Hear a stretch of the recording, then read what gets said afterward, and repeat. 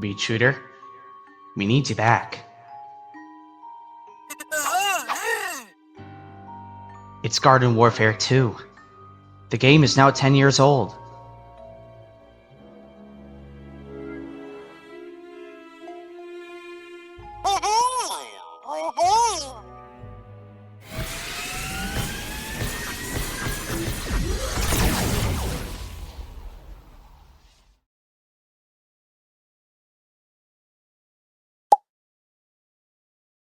Hello. Good morning, bootlegs and gals. My name is Adel, you can call me Bootleg, and welcome back to The Bootleg Show. It's been a few months since my FNAF Movie 2 video, and now that I'm finally done with school, I decided it'd be a good time to come back and make another one of these. So, Plants vs. Zombies. We all know this game, right, Galactus? I don't know shit about PVZ. Why am I here? You disappoint me. Plants vs. Zombies. Where do I even begin with this series? I mean, it's kind of gone to shit recently, but I'm not here to talk about what's happening now because I'm already disappointed enough. I love PVZ. It's been part of my childhood for such a long time. Despite its shortcomings and recent failures, it still holds a special place in my heart. I played PVZ 1 so many times and beaten it a bunch of times, and to this day, it's still a classic. I played PVZ 2 a lot when I was younger, and I remember watching a lot of fan content during that time. This is the shit I watched back when I was 8 years old. And as for Garden Warfare 1, I only played it a few times recently, but I still loved it for how fun and unique it was. I didn't really care for heroes though, but that's just because I don't like card games, so it's fine. Honestly, I think Battle for Neighborville is actually overhated, and while not as good as the other games, it was still fun. Okay, I don't give two shits about PVZ 3 or any other game in the series right now, so let's move on, shall we? There is one game, however. One game that I still cherish to this day. A game that just so happens to be my second favorite game of all time, just behind Marvel's Spider-Man on the PS4. A game that holds a very special place in my heart, even until now. And that game is... Look, everybody! It's everybody's favorite smoking green vegetable, Weed Shooter! What do you need today? Oh, what's that? You're dying? Oh, wow. Well, people, consider this a lesson. Don't smoke weed, you'll end up like him. Garden Warfare 2. I'm just gonna say this right now. This is one of the best games I've ever played. I'm not even joking. I don't care what anyone says. If you disagree, you can... drown in peas. I adore this game, no question. It is a game I've played so many times as a kid.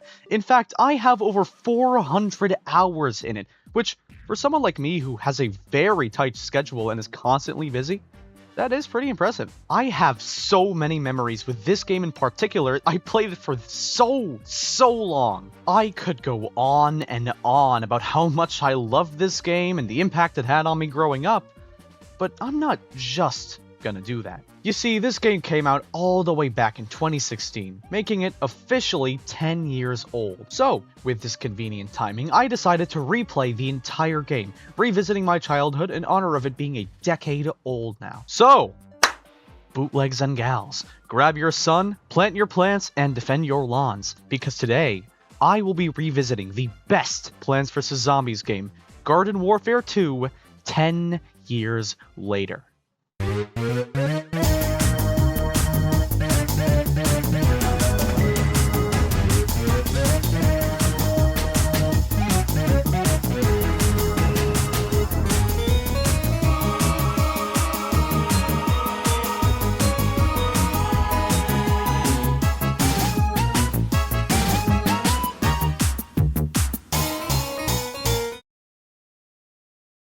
Alright, so right off the bat, I won't be delving into any external factors regarding this game, as in development cycle, history, reception, etc., but I will say one thing. The marketing for this game was stupid. Yeah, I'm not even joking, the advertising for this game was really funny. Like, what do you mean this is one of the trailers for the game? Colonel, we need you back. I'm retired. It's the zombies. They've taken suburbia.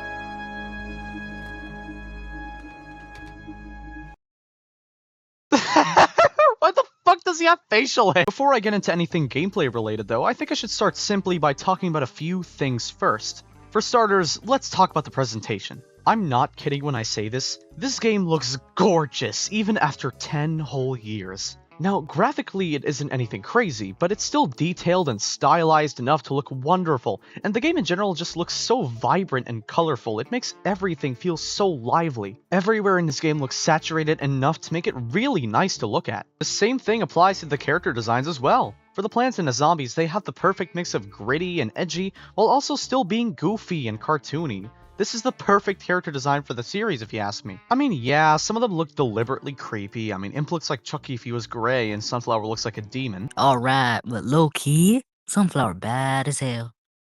That's a fucking plant! But still, these designs are iconic, no questions asked. I love them all. Although for Crazy Dave and Zomboss, though, I'm a bit conflicted. Zomboss's head looks like a giant veiny egg.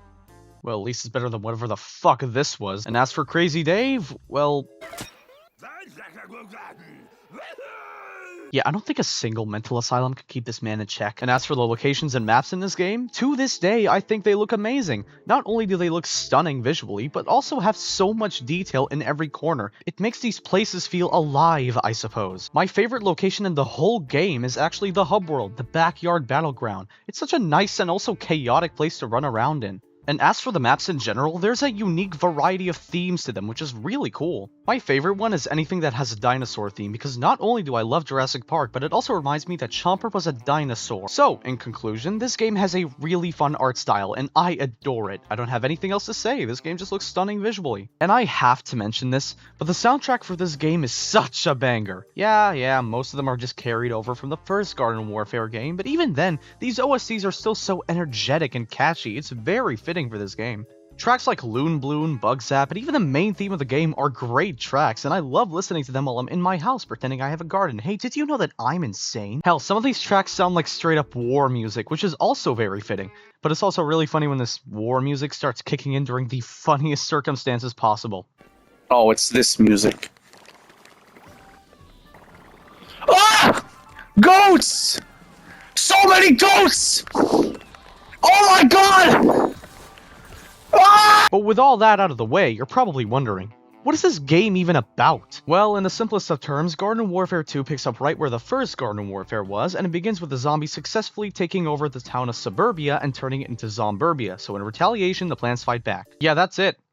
That's literally the whole premise of the game, nothing else. To be fair, there's some interesting lore here and there are new characters introduced, but for the most part, the game is just this simple idea, nothing more and nothing less. And honestly, that's okay. I don't want a PVZ game where Colonel Korn experiences realistic war flashbacks. The thought of that is uncanny as shit. Okay, so with all of that out of the way, what kind of game is this? How does it actually feel to play? And what kind of content does this game actually have to offer?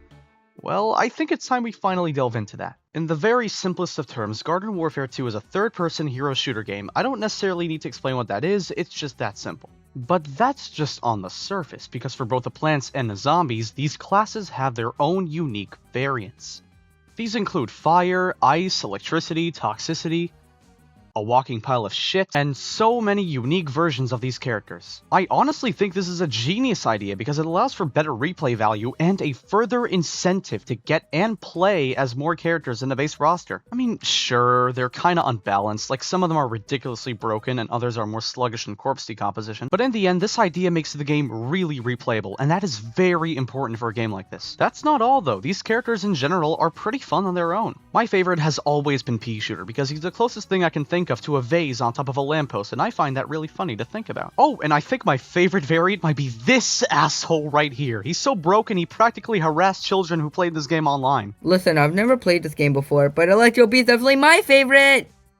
Wait, you haven't played this game before? Well, no, but I love him anyway. Oh, congratulations, I didn't know you were a poser. Man, fuck you! So with the basic idea of the game aside, how does it actually control? Well, honestly, I think the game controls really well. Moving around, jumping, and using your abilities feels really responsive and natural, and although some abilities have a little bit of input delay, I think for the most part the controls are perfectly fine. Except when you use the drones. These things control like ass, I'm sorry, they're way too slippery, and every time you bump into something, the cameraman has an aneurysm. The only other critique I'd give is that the running speed is a bit slow, but aside from that, the controls are good. That's everything regarding the characters though. I think almost all of them are fun to play as.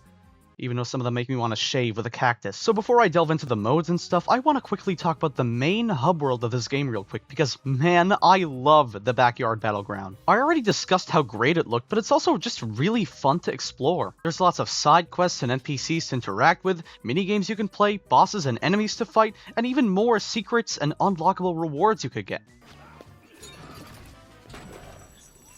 Did he just shit coins? There's also one feature in this hub world called the Flag of Power, where you fight endless hordes of enemies and get some coins as you finish each wave. I really like this mode, although it could get really chaotic at times. It's kind of funny. Why are there so many zombies in here? Holy shit! Dude, there's so many! But that's just after exploring the hub world, because on the main plants or zombies' backyard, you can check out pretty much everything the game has to offer in terms of quests, sticker shops, game modes. Almost every bit of content can be found here. That's not all either. The game has its own single-player campaign for both plants and zombies. Yeah, there's a story mode in this game, and it's fine. It's just really basic. All it really boils down to for most quests is just grab this thing, fight this enemy or boss, and you win. It's nothing special, really. I will say, though, they're pretty fun, and some of them are actually kind of unique. And that's not even the best part, because not only do you get rewards for each quest like coins, but by beating every single quest as either a plant or a zombie, you unlock a new game mode, Infinity Time. This is genuinely such a cool reward. An entirely new character to play as, a new world where you fight the gnomes, and it also has endless waves, and once you collect enough shards by completing enough waves, you have the chance to get a new piece of a new variant for one of the newly introduced characters. On the surface, this sounds so cool. But, there's just one problem. Infinity Time kinda sucks. Why is this mode so difficult? I have 2000% health in this mode, yet I still get demolished by these stupid-ass gnomes so easily. There's just so many of them, it feels blinding. I feel like I'm gonna get epilepsy. And also, this mode is so slow! Not only do the waves go on forever, and the minimum requirement for a good war takes even longer, but your character moves slower than the process of actually growing plants. Isn't that right, Ken?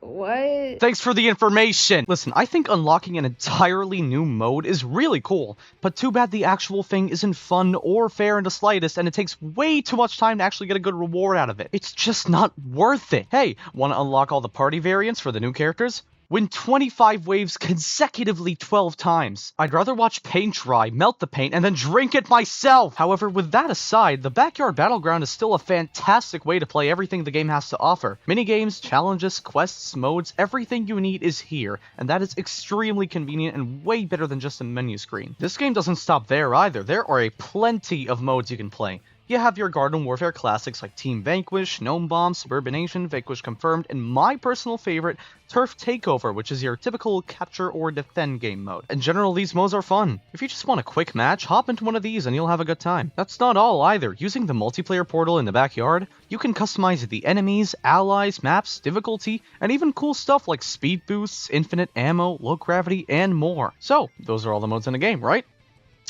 Well, no, I lied. There is one mode that I've neglected to mention, and it's definitely one of the most iconic modes at that, and it's called Garden Ops. Garden Ops, or Graveyard Ops for the zombies, is a mode where you survive 10 ways of defeating enemies using minions and other players to help you, or bots if you're a disappointment to everyone around you, and you need to try your best to protect your garden or tombstone. It's as simple as that. You also have the slot machine that only appears on waves 5 and 10 that can give you bosses to beat, more enemies, and even coins. Sounds pretty easy, right?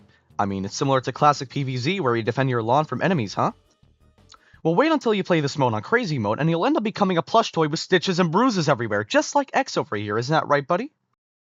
What the fuck are you talking about? You're right! Holy shit, dude, Garden Ops on Crazy Mode is diabolically hard. In this mode specifically, there are way more enemies, they have way more health, deal way more damage, and constantly like to fight you in groups like they're a gang of thugs. Is this PVZ or GTA? Not to mention, the boss waves specifically are evil, especially when you get a super boss wave at the end. See that? Yeah, if you do, you're screwed. Done for. Finished. No hope of winning that shit unless you have insane luck. Oh, and just a side tangent. Nothing, I mean nothing, can even describe how much I hate these two motherfuckers right here. They have caused me so much pain, so many retries, so many deaths. I hate them. I hate them so much. I was genuinely lucky to beat this mode and get the trophy for it on PlayStation a while ago. I have no idea how I did it, and I really think this mode is insanely difficult and almost impossible to beat in some circumstances, especially when your whole team dies and you're completely alone, not even able to revive them. But thankfully, that's just the hardest option for the mode. The rest of the modes are either just beatable or a piece of cake. Honestly, Garden Ops is a pretty fun time, and it's definitely replayable due to the customization, map variety, and random challenges thrown at you during any wave. I recommend it a ton, it's really good. So yeah, that is all the modes and content the game has to offer, right? I mean, I did go over a lot, and generally the game is huge and has even more to offer in terms of content, so it's safe to assume that's the end of it, right? Well, no.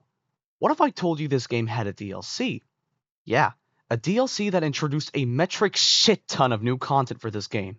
Yeah, I'm talking about the infamous Trials of Gnomus. So a few months after the game came out, the game had a huge update that added lots of new stuff to the game, such as the mystery portal, new limited time events and game modes, new unlockables, and more. But most importantly, there was the addition of a new DLC campaign for the game. You see, in the sewers, there's a gate that you need a specific key for in order to unlock, and once you do, you have access to a whole new area, the Trials of Gnomus. This is a giant map with 4 specific trials that you have to get the keys for and must complete in order to progress through the DLC. And honestly, these trials are pretty damn tense, I'm not joking. They require both quick timing and patience at the same time. They're very tricky and you probably won't get them right on your first try. With that said though, they aren't that hard. For the red, green, and yellow trials, all you need is good timing and you win. That's all it really is, just a bit of trial and error. But the blue trial, oh my god, the blue trial, I hate it so much. I suck at memory games, so when I get stuck in one that has a very strict time limit and so many chances of death and failure, it feels like I'm not playing Garden Warfare 2, but rather put in an endless cycle of torture where I try to memorize pot, fence, lawnmower, pot, mushroom, please kill me. But after you finish each trial, there's a code at the end that you need to take a screenshot of for later, otherwise you'll ruin everything. And there's this giant portal in the middle of the area that leads to a room with a puzzle, and after putting each code you saved from the trials, you get to fight the gnome bosses and progress through the DLC. And after doing an insanely complex puzzle which involves putting together other scrambled codes and losing your shit, you finally get to fight the Rainbow Gnome King. And once you do, you unlock the final room of the DLC. And once you grind from playing multiplayer matches and spending 150 rainbow stars, you finally unlock 2 brand new characters as a huge reward for beating the DLC. Torchwood and Hovergoat. Okay, right off the bat, this DLC is great. It's genuinely such a cool extra chunk of content that has great rewards at the end. Not to mention how gorgeous the gnome world looks, or how challenging yet somewhat fun the trials are. I think this DLC is definitely a fun time.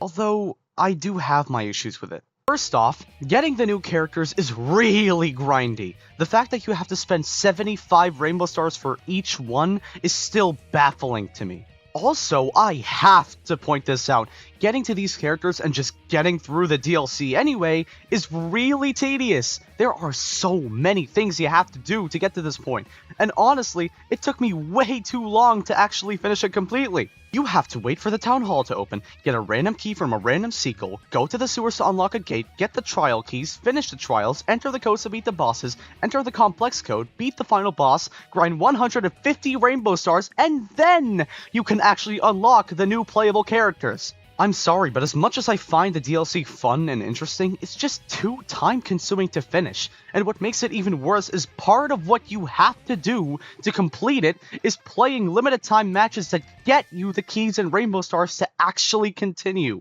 And some of these limited time events and game modes ended up being removed from the game anyway, so now I can't get that stupid platinum trophy. Thanks, dickheads! But also, there's one huge issue that faces this whole DLC and undermines playing it entirely. You could just buy the pack for $10 that includes both new characters, trial keys, and rainbow stars. You son of a bitch. I didn't buy it myself, no. I actually played the damn thing. And yeah, this is very convenient for people who don't have time to play the DLC and unlock everything manually, which is completely fine. but it also means missing out on everything the DLC has to offer in terms of content. I mean, yeah, you have the trials, but why even finish them if you already have the unlocked characters? Plus, just a side tangent, what even are the gnomes? Why are they here? What's their issue with plants and zombies? What do they want from me? Are they friends with pirates? Did they see the Leviathan in the sea?